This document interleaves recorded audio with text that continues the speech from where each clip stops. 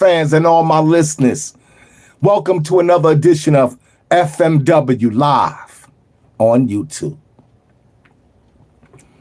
I'm going to make this one brief because it's about 12:30 a.m. in the morning, April 7th.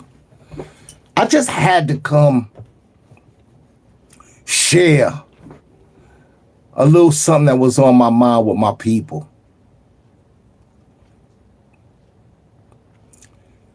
Donald Trump had made a statement that seems to have a lot of people with their panties up in the bunch.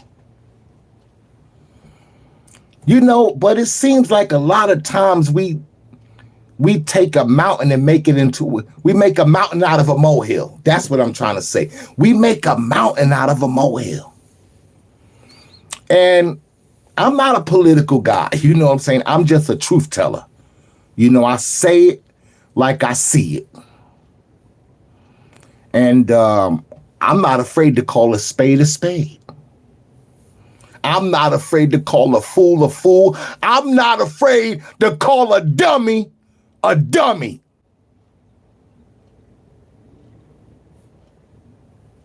Now, I got love for all humanity, but I can't stand a dummy. I'm not calling nobody no dummy. I'm not saying no names. I'm just speaking on myself. If the shoe fits, then wear it. I don't got time for little petty things. People that just take nothing and make it into something. It's obvious which side of the fence some people is on. And it's obvious they ain't on my side. So therefore, you and I are in opposition. I just got through listening to a statement by the good old Reverend. Now, I have love for Rev Al Sharpton. I grew up with him from New York City, from Tawana Brawley all the way back, all the way down to the present. I shook his hand, met him face to face, 125th Street in Harlem. Hung out with him at the concert we did for the church. Got the photos to prove it. Oh, yes. Good old Reverend is familiar with the funk. But Reverend, you said something out your mouth, and you free to say what you want to say. But I expect more from you. But now that I understand this whole thing called politics or a pile of tricks, I see things from a whole nother perspective now. And I'm not surprised. I'm not surprised at what I see at all. Right about now, I just want to play some audio of good old Reverend Al Sharpton just bashing Donald Trump for a statement that he made. Let's go to the tape.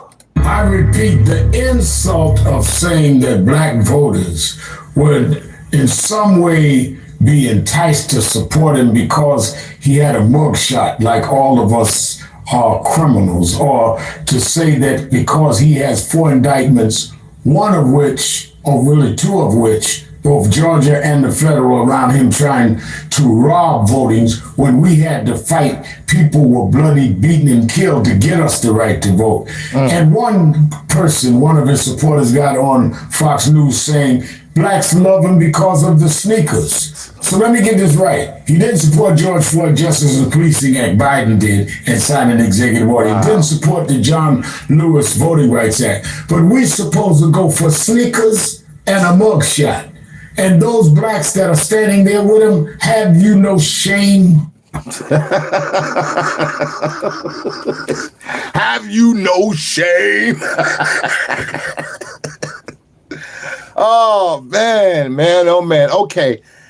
I didn't get offended by that statement that Trump made, to be honest with you. And I didn't take it that way.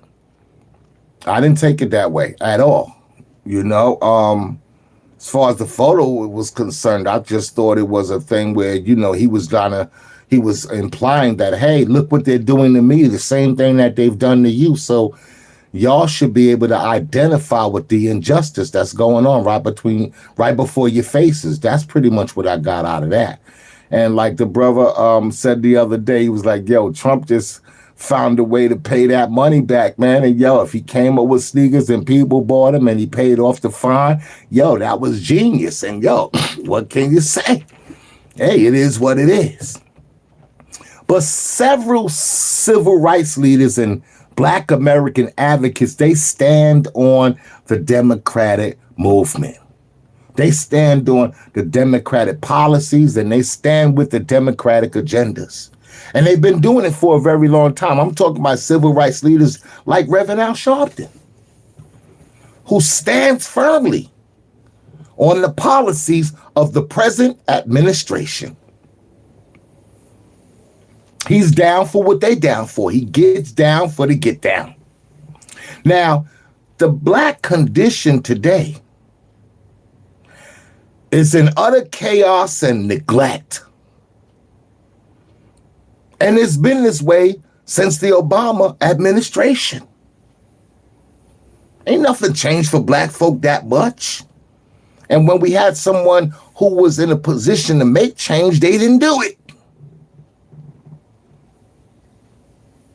So that makes us have to really look closely and pay attention and ask ourselves, what team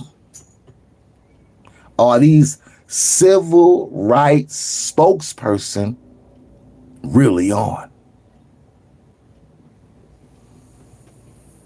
I'm talking about from the NAACP on down to any organization that continues to support the movement, that continues to keep their knee on the necks of the Black community. That's who I'm talking about. Let's get right down to it. And it's a lot of them out there because a lot of people got to get that funding. A lot of people got to eat. They can't bite the hand that feeds them. They need the funding. So they got to play the game. And they got to know which side of the fence to be on. But Reverend Al Sharpton, you mentioned that a lot of Blacks fought, got beat up, bloodied, and died for us to have the right to vote. And that may be true. That may be true. But I got a question for you. In fact, I got two questions for you. One is, what has voting done to empower the Black community? To uplift the Black community? To make equal opportunity for the Black community? What has voting done to uplift the Black community? Y'all been voting since the 60s, Democrat. Y'all even had a Black president who was a Democrat. And my question to you is, look at the condition we are in today, and what do you see? What do you see? Are you proud? Have we reached the mountaintop? Or are we still singing that same old song? We shall overcome. We shall overcome. We shall overcome. time. You know the words.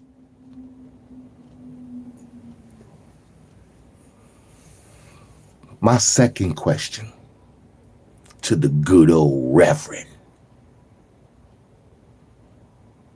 Keep it real, too. Was joining the voting system and becoming a part of their political structure, was that a setup? Was that a setup? Was that a setup to get us in a state of being controlled and manipulated? Was it all a plot? Was it all a scheme? I mean, you was there. You know the truth. Why don't we see the change yet? You did the marching. You talk the talk. You supposed to walk the walk. Why we ain't reached the mountaintop yet?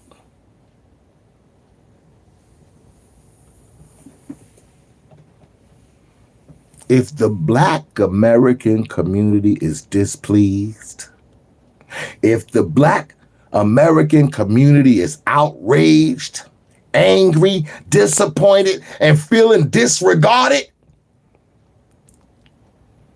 then how can the spokesperson for the Black American community be content? How could the spokesperson, the advocate for the Black American community, be supportive of a movement that the Black community is displeased with, of an agenda, of an administration that the Black community is outraged at? Why you ain't outraged? Why you ain't upset?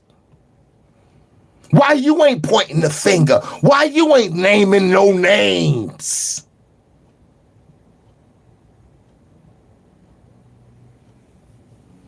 It's crazy. The signs is right there in our face. I mean, when you actually see certified Biden supporters who are openly declaring their allegiance to Donald Trump. Damn! That's gotta make you ask yourself, what the hell is going on with Black leadership in America? What the hell's going on? This is crazy.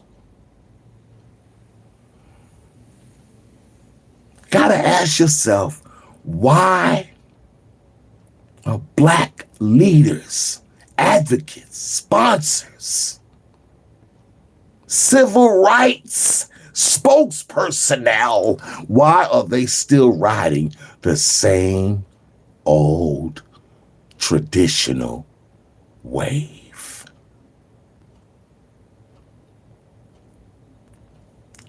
Think about it.